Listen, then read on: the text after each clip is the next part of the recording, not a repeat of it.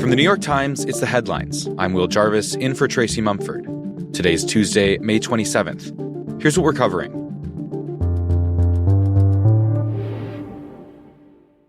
We are mortgaging our children's future. It's wrong. It's immoral. It has to stop. In Washington, President Trump's major domestic policy agenda, the so-called Big Beautiful Bill, is facing pushback in the Senate after narrowly being passed by the House last week. Its fate could now be determined by a handful of Republican lawmakers, some of whom are pushing for the bill to include more cuts to federal spending. How many other Republican senators do you think share your concerns and are willing to work to make major changes to this bill? I think we have enough to stop the process until the president gets serious about spending reduction and reducing the deficit. In an interview on CNN, Senator Ron Johnson of Wisconsin echoed a concern that almost derailed the bill in the House, that the legislation would significantly add to the federal deficit. The bill includes major cuts to Medicaid and other welfare programs, but also expands tax cuts and boosts military spending. Senator Rand Paul of Kentucky also criticized the bill, calling it, quote, not a serious proposal. He said Republicans should make more cuts to Medicaid, Social Security, and food assistance programs to drive down the national debt. That could set up a clash not only with Democrats in the Senate, but with some of their Republican colleagues who have been trying to back away from cutting popular programs like Medicaid. The Senate Majority Leader John Thune said there will be changes to the bill passed by the House, but he said how long it takes to hash that out is an open question. Meanwhile, The Times has been looking into what the legislation could mean for immigrant families. As it currently stands, the bill would cut some health benefits and a tax credit from people without permanent legal status, including refugees and those who've been granted asylum.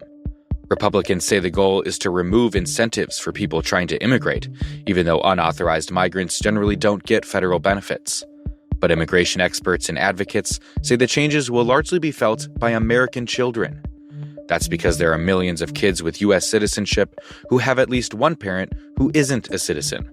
Currently, kids can get many benefits even if their parents don't have full legal status, but under the new legislation, that could change. And more broadly, experts tell The Times that the effort to target immigrants' benefits could create a chilling effect and make people hesitant to seek out support over fears that their family members could be deported.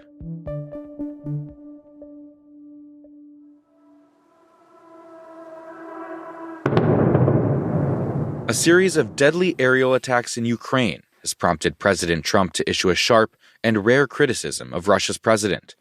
On Saturday and Sunday, a swarm of long-range drones, along with missile barrages, killed at least 12 people.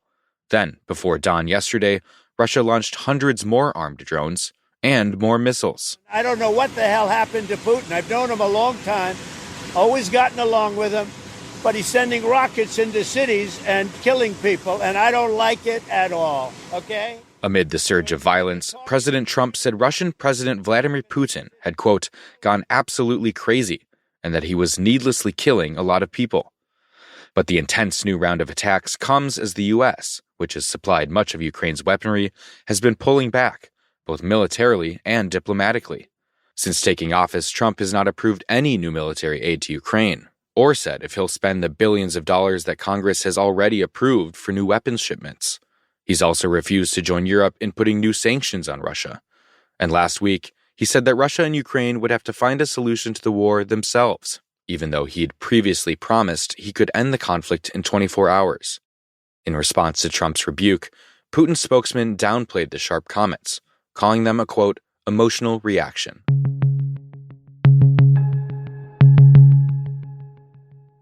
In Gaza, an effort to completely overhaul how Palestinians get humanitarian aid is moving forward, even as controversy around the project has flared. Since the beginning of the war in Gaza, aid has been handed out by the UN and other established humanitarian groups at hundreds of sites across the territory. Now, Israel is turning over the distribution of aid to a new and untested group, the Gaza Humanitarian Foundation, that is set to distribute aid at just a few sites in the south. The group had claimed to be independent and neutral, though over the weekend, the foundation's executive director resigned after the Times and other outlets reported that it has deep connections to Israel. The means by which food is distributed in Gaza is hugely important. It comes after an 80-day blockade by Israel on food and fuel, that brought the territory, according to aid agencies and other monitors, to the brink of starvation and famine. Patrick Kingsley is the Times Jerusalem bureau chief. He says supporters of the plan, including the Israeli and U.S. governments, say it will prevent Hamas from taking control of humanitarian aid and stockpiling it for itself. But the new strategy to distribute aid has also set off widespread concerns. Critics are very wary of the plan for a number of reasons, including the fact that it will force Gazan civilians, Palestinian civilians, to cross Israeli military lines in order to find food, and that could put them at risk of being detained or perhaps even shot in some cases. And in addition, there are fears that this could be part of some broader Israeli plan to displace civilians from northern Gaza to southern Gaza, because if the only place where they can find food, at least initially under this plan, is in the south, then they will have to move themselves to the southern end of Gaza in order to avoid starvation.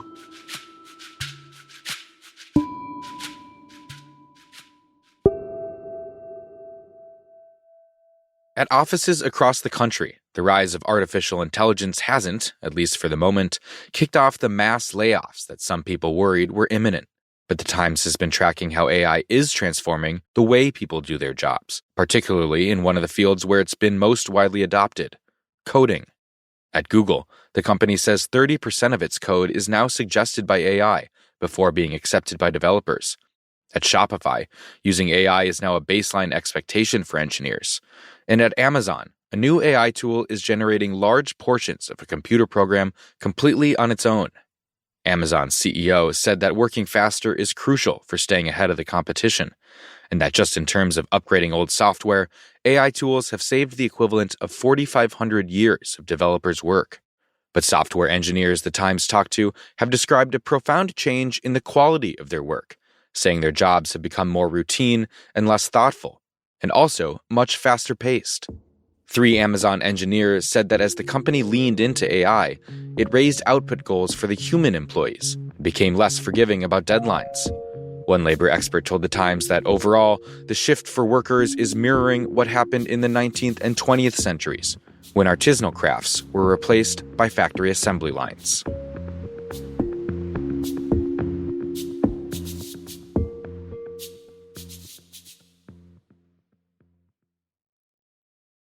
And finally, the Hollywood box office seems to be bouncing back. Ever since the pandemic, people have largely been streaming at home instead of heading to theaters. But a slew of new movies released leading up to Memorial Day weekend are turning the tide. What exactly is your plan?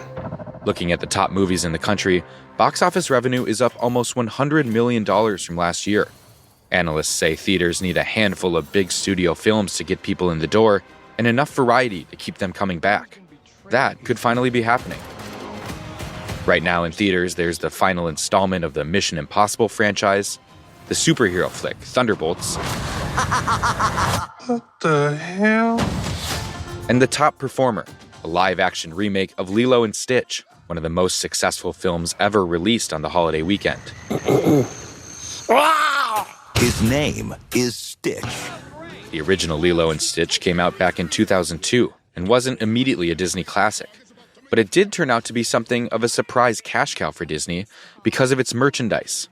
Stitch, the destructive but adorable blue alien, became a kind of cult hero, and Disney licensed everything from Stitch squeaker toys for dogs to Stitch-themed berry-flavored yogurt. It's currently one of the company's top licensed properties, up there with more mild-mannered fuzzy icons like Winnie the Pooh. One content creator who highlights Stitch products on TikTok told The Times that Stitch is appealing because he's different from Mickey or Donald or Goofy, saying, quote, "Disney characters for the most part are all about being proper or about being royal, but Stitch is just a rebel from birth." Those are the headlines. Today on The Daily, why the number of abortions in the U.S. has gone up since the Supreme Court overturned Roe v. Wade. That's next in the New York Times audio app, or listen wherever you get your podcasts.